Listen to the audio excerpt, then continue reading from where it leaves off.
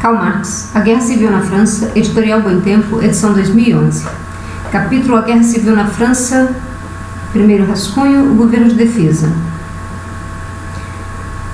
Itens: o melhor exército de Thiers, charlatanices parlamentares,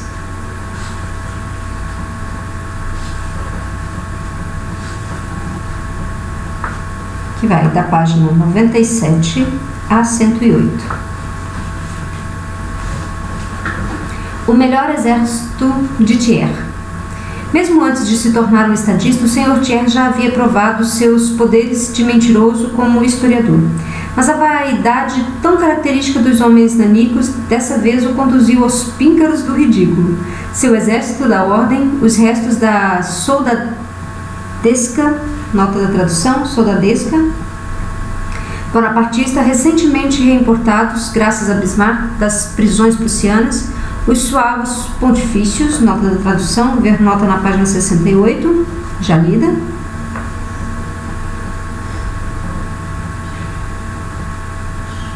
Os Chaulans de Charette, os Vendeianos de Châtellerault, nota da tradução, ver na página 174, que será lida na sequência.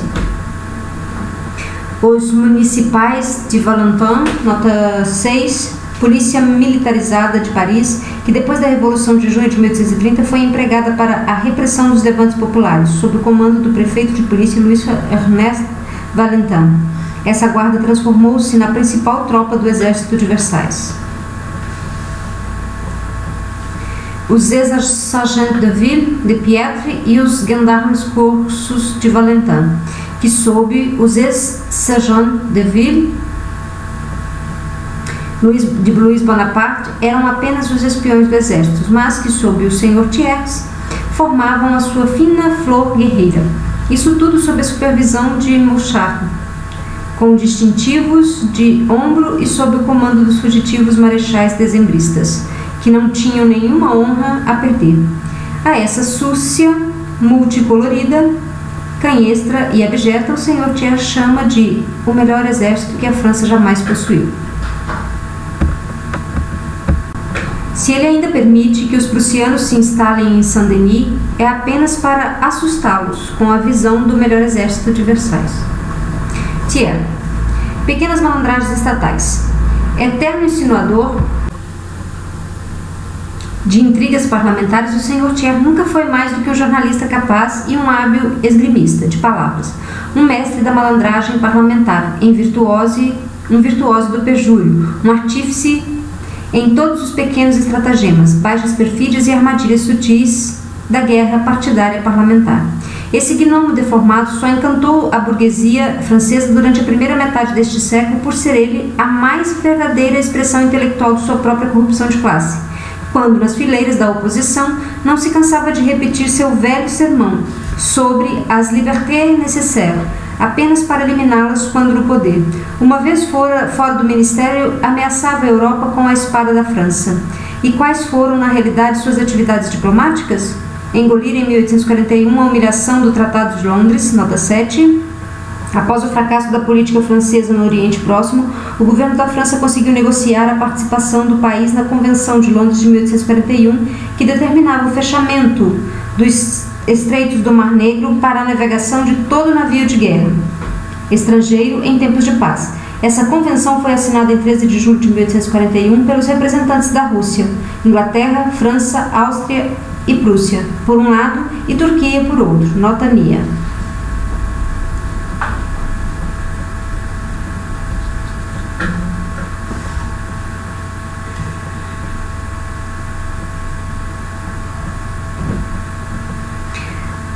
Apressar-se a travar guerra contra a Prússia por meio de suas declamações contra a unidade alemã, envergonhar a França em 1870 por meio de sua turnê mendicante por todas as cortes da Europa e assinar em 1871 a capitulação de Paris, aceitando a paz a qualquer preço e implorando à Prússia a permissão e os meios para instaurar uma guerra civil em sua própria nação subjugada.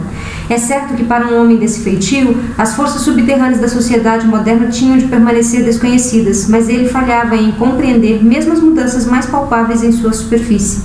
Por exemplo, qualquer desvio do antigo sistema protecionista francês era por ele denunciado como um sacrilégio, e como ministro de Luís Filipe, tratava a construção de ferrovias com desdém, como uma tola quimera, e ainda sob Luís Bonaparte opunha-se a qualquer reforma da apodrecida organização do exército francês. Um homem sem ideias, sem convicções e sem coragem. Um revolucionário profissional no sentido em que, ávido por exibir-se e brandir poder e enfiar a mão no tesouro nacional, nunca demonstrou escrúpulos. Uma vez banido para as fileiras da oposição, em incitar as paixões populares e provocar uma catástrofe a fim de derrubar o rival, trata-se ao mesmo tempo de um homem extremamente rotineiro e etc. A classe trabalhadora é por ele insultada como a multidão viu. O Sr. Besley, um dos seus antigos colegas nas assembleias legislativas, seu contemporâneo, capitalista e, entretanto, membro da Comuna de Paris, dirige-se a ele em um discurso público da seguinte forma: a sujeição do trabalho ao capital, tal é o fundo, nota da tradução, fundamento, de vossa política. E desde o dia em que vistes a República do Trabalho instalada no Hotel de Ville, não cessastes jamais de gritar à França: são criminosos.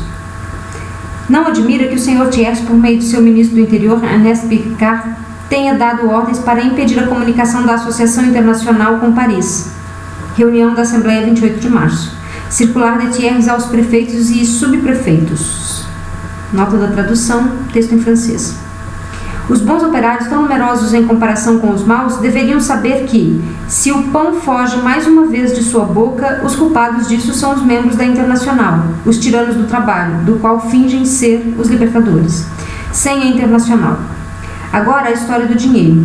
Ele e Favre transferiram seu dinheiro para Londres. Há um provérbio que diz: quando os patifes brigam, a verdade vem à tona. Não poderíamos, portanto, finalizar o retrato de Thiers com palavras melhores do que as de Montier Londrine sobre o chefe de seus generais adversários. Diz o Situation, no número 28 de março. De 28 de março. O Sr. Thiers nunca foi ministro sem empurrar os soldados para o massacre do povo. O parricida, o homem do incesto, o peculador, o plagiador, o traidor, o ambicioso, o impulsando. Nota da tradução, o imponente. O impotente, desculpe. Astuto em engenhosas artimanhas e hábeis subterfúgios. Unido aos republicanos, antes da Revolução de Julho, abocanhou seu primeiro ministério traindo Laffitte, seu antigo protetor. Seu primeiro feito foi mandar para a prisão seu antigo colaborador Armand Carrel. Insinuou-se sobre Luís Filipe como espião e aconcheur, penitenciário da Duquesa de Berno. Nota da tradução, ver nota na página 39, já lida. Paris, mas sua atividade centrou-se no massacre dos republicanos insurgentes de Paris na rua Transnonain. Nota da tradução, Câmara, ver página 39, já lida. E nas leis de setembro contra a imprensa para enfim ser descartado como uma lâmina tornada cega.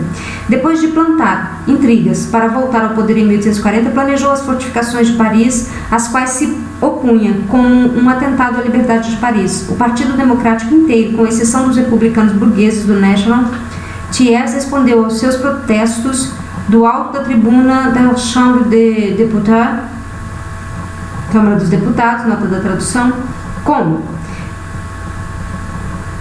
imaginar que quaisquer obras de fortificação possam ameaçar a liberdade e, antes de mais nada, calúnias ou caluniais qualquer governo possível, ao supor-lhes que ele poderia tentar se manter bombardeando a capital. Como?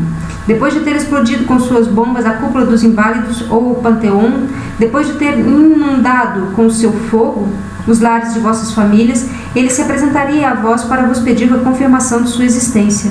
Mas assim ele seria 100 vezes mais impossível depois de sua vitória do que antes. Texto em francês. Nota da tradução.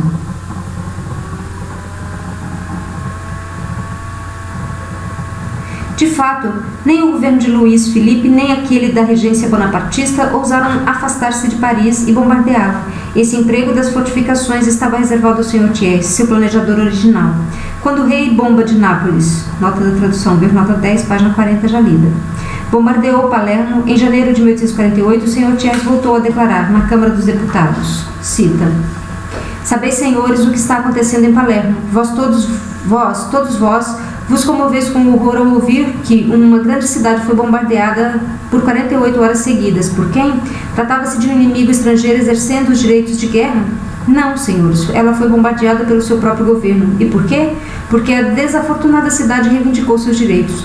Pois bem, pela reivindicação dos seus direitos, ela sofreu 48 horas de bombardeio. Permite-me apelar à opinião europeia. É prestar um serviço à humanidade, levantar-se e fazer reverberar desta que é talvez a maior tribuna da Europa algumas palavras de indignação contra tais atos. Senhores, quando há 50 anos os austríacos, exercendo os direitos de guerra para se pouparem da longa duração de um cerco, quiseram bombardear Lille, quando mais tarde os ingleses, que excediam também os direitos da guerra, bombardearam Copenhague, e mais recentemente, quando o regente Espartero, que havia prestado serviço ao seu país para reprimir uma insurreição, quis bombardear Barcelona, e irrompeu em todos os partidos uma indignação geral. Nota da tradução. Texto em francês. Já lido. Fim da citação. Pouco mais de um ano depois, Thiers estava entre os mais ferozes apologistas do bombardeio de Roma pelas tropas da República Francesa e exaltava seu amigo general Changarnier por ter executado os guardas nacionais de Paris que protestavam contra o rompimento da Constituição Francesa.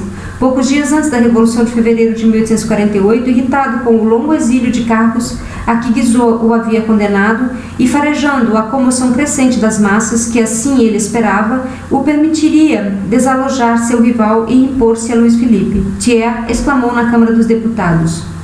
Cita: "Sou do Partido da Revolução não apenas na França, mas na Europa. Gostaria que o governo da Revolução permanecesse nas mãos de homens moderados.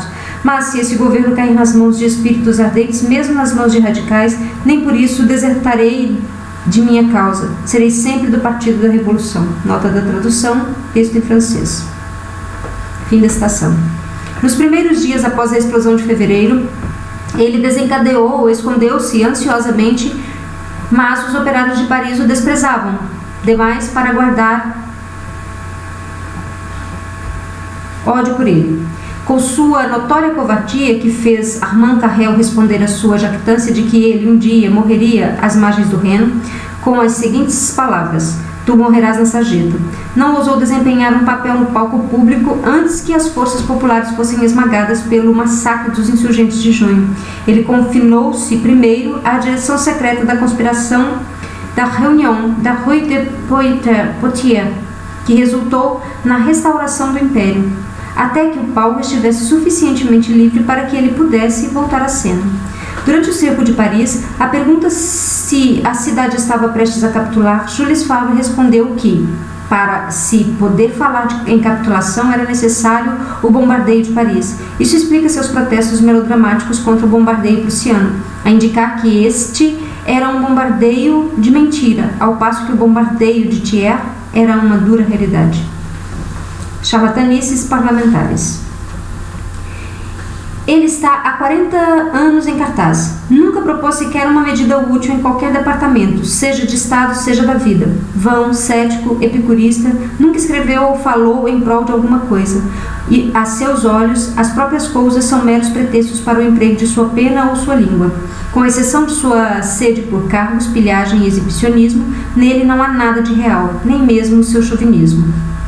No verdadeiro estilo dos vulgares jornalistas profissionais, ele ora escarnece em seus boletins da má aparência dos prisioneiros de Versailles, ora informa que os rurais estão à l'air oise, nota da tradução, tranquilos. Ora, cobre-se a si mesmo de ridículo com seu boletim sobre a tomada de Moulin-Sacquet, 4 de maio, quando foram feitos 300 prisioneiros. O resto dos insurgentes fugiu, deixando 150 mortos e feridos sobre o campo de batalha, e acrescenta rabugentamente: eis a vitória que a comuna pode celebrar amanhã em seus boletins. Paris será em pouco tempo libertada desses terríveis tiranos que a oprimem. Nota da tradução, texto em francês. Paris. A Paris da massa do povo parisiense lutando contra ele não é Paris. Paris é o rico, o capitalista, o preguiçoso. Porque não o bordel cosmopolita? Essa é a Paris do Sr. Thiers, a Paris real que trabalha, pensa, luta, a Paris do povo, a Paris da comuna, essa é a multidão vil. Essa é a concepção geral do Sr. Thiers, não apenas sobre Paris, mas sobre a França. A Paris que mostrou sua coragem na passagem pacífica e na escapade. Nota da tradução, escapada. De Saint-Cyr, que se espreme agora em Versailles, em Rueil, em Saint-Denis, em Saint-Germain-Layen. Seguida pelas cocotes penduradas nos homens de religião, família, ordem e propriedade. A Paris das classes realmente perigosas, exploradoras e vadias, as Frankfurter. E divertindo-se, ao olhar pelo telescópio o desenrolar da batalha, aqueles para quem a guerra civil é apenas uma agradável diversão. Essa é a Paris do Sr. Thiers. Assim como a emigração de Coblin era a França do Sr. Calonne. Em seu estilo vulgar de jornalista, ele não só não consegue manter uma fingida dignidade, como, para não se desviar do rótulo da legitimidade, assassina as viúvas, moças e crianças encontradas sob as ruínas de Neuilly. Ele não pode deixar de iluminar as eleições municipais que ele havia conclamado na França por meio da conflagração de Clamart, transformada em cinzas por bombas incendiárias.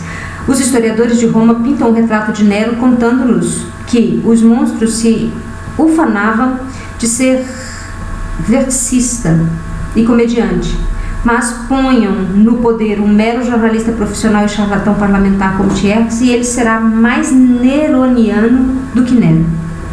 Ao permitir que os generais bonapartistas se vinguem de Paris, ele encena apenas seu papel como instrumento cego dos interesses de classe, mas ele desempenha seu papel pessoal na pequena subcomédia dos boletins, discursos, comunicados, nos quais se sobressaem a vaidade, a vulgaridade e o mau gosto do jornalista.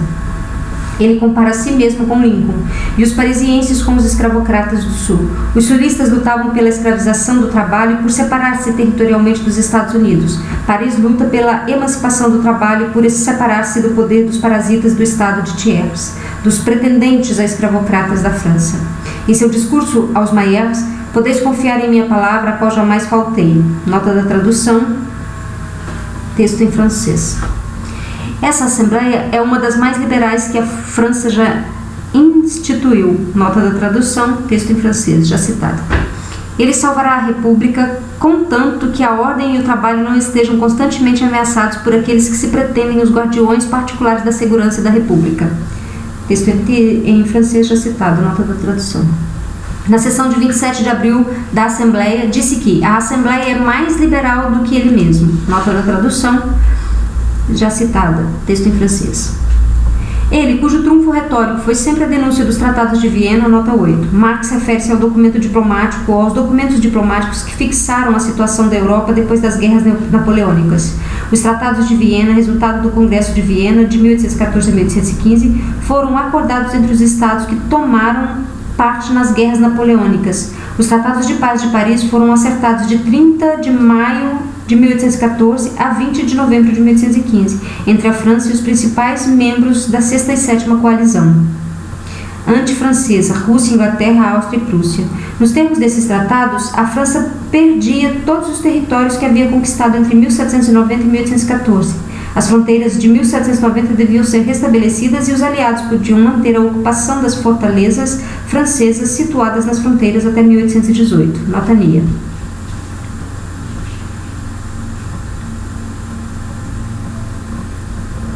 Assinou o Tratado de Paris, que significou não só o desmembramento de uma parte da França, não apenas a ocupação de quase metade de seu território, mas bilhões em reparação, sem nem mesmo solicitar a Bismarck que especificasse e provasse suas despesas de guerra. Ele nem sequer permitiu que a Assembleia de Bordeaux discutisse os parágrafos de sua capitulação.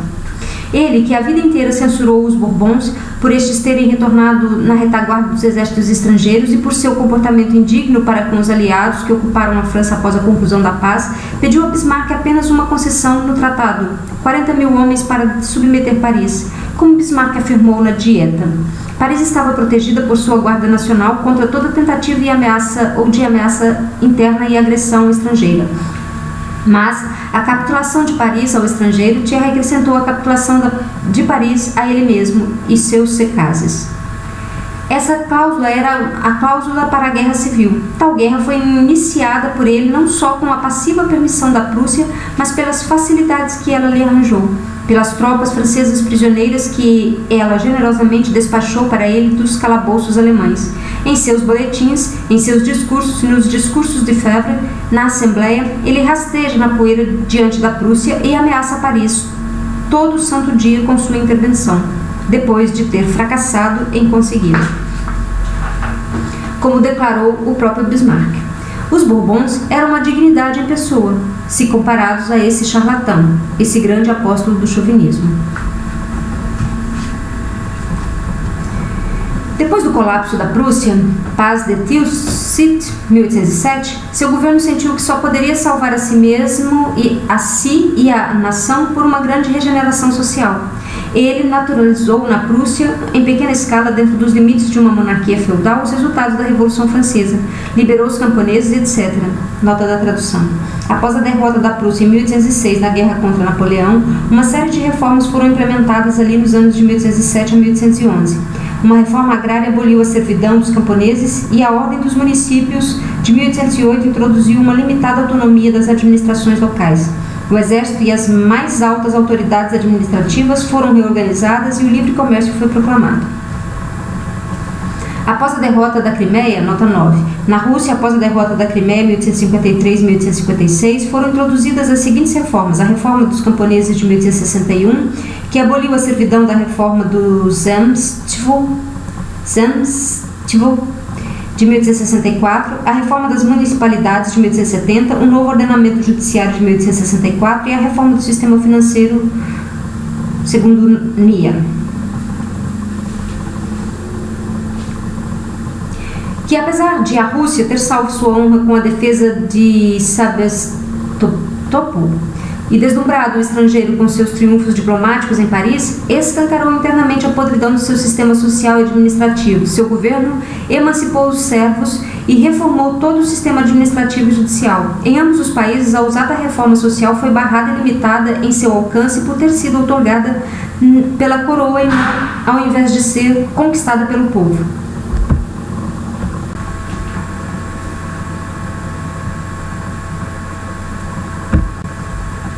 Houve ainda grandes mudanças sociais que eliminaram os piores privilégios das classes governamentais e mudaram a base econômica da velha sociedade. Eles perceberam que a grande doença só poderia ser curada por medidas heróicas. Perceberam que só poderiam responder aos vencedores com reformas sociais, chamando à vida elementos de regeneração popular. A catástrofe francesa de 1870 é um evento que, sem paralelo na história do mundo moderno, ela mostrou a França oficial, a França de Louis Bonaparte, a França das classes governantes e seus parasitas estatais. Um cadáver putrefato. E qual é a primeira tentativa dos homens infames que chegaram ao governo da França por meio de um descuido do povo e que continuam a detê-lo por uma conspiração com o invasor estrangeiro? Qual é a sua primeira tentativa? Assassinar sob patrocínio prussiano, por intermédio da soldadesca de Louis Bonaparte e da polícia de Pietri, a obra gloriosa de regeneração popular começada em Paris e invocar todos os antigos fantasmas legitimistas surrados pela Revolução de Julho, todos os caloteiros fossilizados de Luís Filipe surrados pela Revolução de Fevereiro e celebrar uma orgia de contra-revolução. Tal heroísmo, em auto-humilhação exagerada, é algo inédito nos anais da história. Mas o que é a mais característica, ou mais característico, em vez de provocar um grito geral de indignação da parte da Europa e da América oficiais, ele evoca uma corrente de simpatia e de denúncia feroz contra Paris. Retrógrados, vilões, homens degenerados. Nota da tradução, texto em francês. Isso prova que Paris, fiel aos seus antecedentes históricos, busca a regeneração do povo francês, fazendo dele o paladino da regeneração da velha sociedade, fazendo da regeneração do gênero humano o negócio nacional da França. É a classe produtora, em sua emancipação das classes exploradoras, de seus apropriadores e parasitas estatais, os quais provam a verdade do adágio francês que diz que os criados do diabo são piores que o próprio diabo. Paris hasteou a bandeira do gênero humano. Nota da tradução, texto em francês. 18 de março. O governo exige para cada cópia de todo o periódico, seja qual for a sua natureza, uma taxa de 2 cêntimos. É proibido fundar novos jornais, até a suspensão do estado de sítio. As diferentes frações da burguesia francesa tiveram sucessivamente seus reinos. Os grandes proprietários fundiários sob a Restauração, os velhos Bourbons. Os capitalistas sob a monarquia parlamentar de Júlio Luiz Filipe, enquanto seus elementos bonapartistas e republicanos continuavam a incomodar o background. Suas brigas partidárias e intrigas eram, é claro, realizadas sob o pretexto de bem-estar público, e cada vez que uma revolução popular se via livre de uma dessas monarquias, a outra se instalava. Tudo isso mudou com a Revolução de Fevereiro. Todas as frações da burguesia se coligaram no Partido da Ordem, que é o partido dos proprietários e capitalistas, unindo-se para manter a subjugação econômica do trabalho e a maquinaria repressiva estatal que lhe presta esporte ou suporte. Em vez de uma monarquia, cujo próprio nome significa a prevalência de uma fração burguesa sobre a outra, a vitória de um lado e a derrota do outro, o triunfo de um lado e a humilhação do outro, a república era a sociedade anônima das facções burguesas coligadas de todos os exploiateurs, nota da tradução, exploradores, do povo, agrupados e de fato legitimistas, bonapartistas, orleanistas, republicanos, burgueses, jesuítas e voltairianos, abraçaram-se uns aos outros, não mais ocultos pelo abrigo da coroa, não mais capazes de atrair a atenção do povo para suas lutas partidárias, mascarando-se em lutas pelo interesse popular, não mais sujeitando um ao outro. Antagonismo direto e confesso entre seu domínio de classe e a emancipação das massas produtoras. Ordem, o nome para as condições econômicas e políticas de seu domínio de classe e da servidão do trabalho. Essa forma anônima ou republicana do regime burguês. Essa república burguesa, essa república do Partido da Ordem, é o mais odioso de todos os regimes políticos. Seu interesse imediato, sua única raison d'être, razão de ser, é esmagar o povo. É o terrorismo do domínio de classe. A coisa se dá da seguinte forma: tendo o povo lutado e feito a revolução, proclamando a república e criado o espaço para uma Assembleia Nacional, então burgueses cujas conhecidas profissões de fé republicanas são uma garantia para a sua república, são empurrados para o primeiro plano da cena pela maioria da Assembleia, composta pelos inimigos derrotados e professos da república. Os republicanos são imbuídos da tarefa de atrair o povo para as armadilhas de uma insurreição, a ser esmagada pelo fogo e pela espada. Esse papel foi desempenhado pelo Partido Nacional, com o cavanhaque à frente depois da Revolução de Fevereiro, com a insurreição de junho. Devido aos seus crimes contra as massas, esses republicanos perdem então o equilíbrio. Eles fizeram o seu trabalho e, se ainda lhes é permitido apoiar o Partido da Ordem em sua luta geral contra o proletariado, eles são ao mesmo tempo excluídos do governo, forçados a cair para as últimas fileiras e aceitos apenas por tolerância. Os burgueses realistas coligados se tornam então os pais da República e instauram-se o verdadeiro governo do Partido da Ordem. Com as forças materiais do povo temporariamente quebradas, a obra de reação, a supressão de todas as concessões conquistadas em 4 revoluções, tem início peça por peça. O povo é levado à loucura, não apenas pelos atos do Partido da Ordem, como também pela afronta cínica com a qual ele, o povo, é tratado como vencido, com o qual, em seu próprio nome, em nome da República, aquela escória a governa com poder supremo. É claro que essa espasmódica forma de despotismo anônimo de classe não pode durar muito, pode apenas ser uma fase transitória. Ela sabe que está sentada sobre um vulcão revolucionário. Por outro lado, se o Partido da Ordem está unido em sua guerra contra a classe trabalhadora, o mesmo não ocorre quanto à sua capacidade de ser o Partido da Ordem. Os jogos de intrigas de suas diferentes frações, uma contra a outra, cada uma querendo fazer prevalecer seu interesse particular na velha ordem da sociedade, cada uma brigando pela restauração de suas pretensões e ambições pessoais, surge com toda a força tão logo seu domínio parece assegurado, garantido por meio da destruição das forças materiais revolucionárias. Essa combinação de uma guerra comum contra o povo e uma conspiração comum contra a República, combinada com as brigas internas de seus governantes e seu jogo de intrigas, paralisa a sociedade, enoja e desnorteia a massa da classe média e perturba os negócios, mantendo-os em um estado crônico de inquietação. Todas as condições do despotismo foram engendradas sob esse regime, mas o despotismo sem quietude, despotismo com anarquia parlamentar em seu vértice. Então soou a hora do capedut, e os incapazes tiveram de ceder lugar para qualquer sortudo fingidor, dando um fim à forma anônima do domínio de classe. Desse modo, Luís Bonaparte deu um fim à República depois de seus 4 anos de existência. Durante todo esse tempo, Thiers foi a âme dominée. Nota da tradução, instrumento. Do Partido da Ordem, que em nome da República fez guerra contra a República.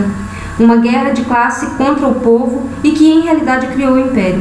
Ele interpretou agora o mesmo papel que interpretara antes, porém se antes atuara como intriguista ou intriguista parlamentar, agora atuou como chefe do Poder Executivo. Caso não seja capturado pela Revolução, ele será agora, como antes, uma ferramenta inutilizada. Qualquer que seja o governo contraversor que se instale, seu primeiro ato será descartar o homem que rendeu a França à Prússia e bombardeou Paris. Thiers tem várias queixas contra Luís Bonaparte.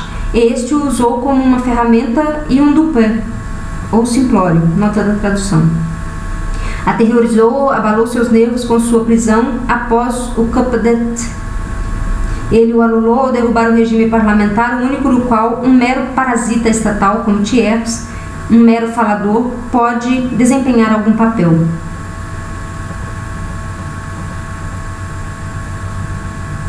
Político. Last but not least, por último, mas não menos importante, nota da tradução, Thiers, tendo sido o borra-botas histórico de Napoleão, passou tanto tempo a descrever seus feitos que começou a fantasiar que ele mesmo os havia protagonizado. A caricatura legítima de Napoleão I era a seus olhos não Napoleão o pequeno, mas o pequeno Thiers. Com tudo isso, não há nenhuma infâmia cometida por Luís Bonaparte que não tenha sido reprisada por Thiers, da ocupação de Roma pelas tropas francesas à guerra contra a Prússia. Apenas um homem com uma cabeça tão louca poderia, por um momento, imaginar que uma república com sua cabeça sobre os ombros, com uma Assembleia Nacional metade legitimista, metade orleanista, com um exército dirigido por líderes bonapartistas, não iria querer descartá-lo uma vez vitoriosa. Não há nada mais grotescamente horrível do que um pequeno polegar fingindo representar, atuando no papel de Tamerlão. Com ele, os atos de crueldade não são não apenas uma questão de negócio, mas de espetáculo teatral, efeito de palco, de vaidade extravagante. Escrever seus boletins, mostrar sua severidade, ter suas tropas, sua estratégia, seus bombardeiros, suas bombas incendiárias, esconder sua covardia sob a frieza do sangue, com a qual ele permite aos trapaceiros dezembristas vingar-se de Paris, esse tipo de heroísmo em exagerada pusilanimidade, ele exulta com um importante papel que representa e com o barulho que faz no mundo. Ele realmente imagina ser um grande homem. E com o gigante titânico, ele, o anão, o driblador parlamentar, deve parecer aos olhos do mundo. Em meio às terríveis cenas desta guerra, não se pode deixar de sorrir com as ridículas cabriolas da vaidade de Thiers. O Sr. Thiers é um homem de imaginação viva. Em suas veias corre um sangue de artista, uma vaidade de artista capaz de levá-lo a acreditar em suas próprias mentiras e uma crença em sua própria grandeza. Por todos os discursos, boletins, etc., de Thiers, perpassa uma veia de exultante vaidade. Esse affreux triboulet, nota da tradução, asqueroso triboulet, referência ao personagem Triboulet, o bobo da corte da obra de Leroy Amus, O Rei se Diverte, de Victor Hugo, nota da tradução. Esplêndido bombardeio, com bombas incendiárias lançado de Mont-Valérien sobre uma parte das casas em Termes, no interior dos muros de defesa, com uma grandiosa deflagração e o temível estrondo do canhão, a tremer Paris inteira.